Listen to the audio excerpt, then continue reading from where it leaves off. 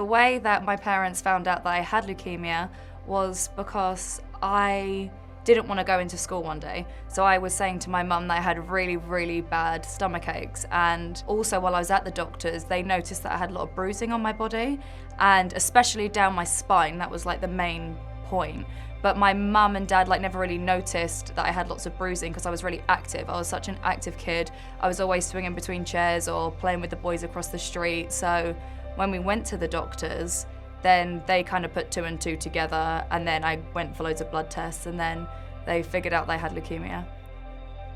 I lost my hair when I was probably 4 or 5, so it wasn't right at the beginning, it was more in the middle of my treatment. When I'd go to school, I would always have a hat on, and no other kids had their hats on. So these kids would rip my hat off and be like, "Are you a boy or a girl?" And then I would say, "Oh yeah, I'm a girl." And then they would say, "Well, why do you have no hair?" And my mum always had big curly hair, and my nan had curly hair, and I was always jealous of that, and always jealous of kids in my school which had a nice hair.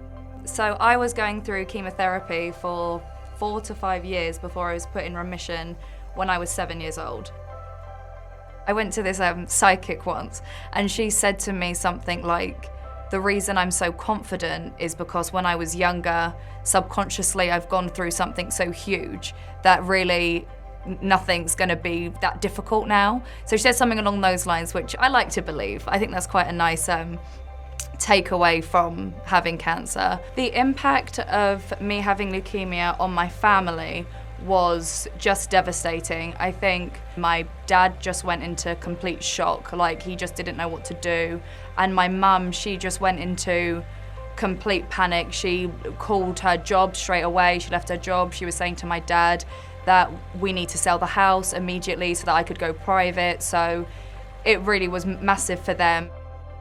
The advice that I would give to anyone who is worried about their child or someone they know having leukemia is to just get it checked out early. A big thing that the doctors picked up on with me was the bruising on my spine.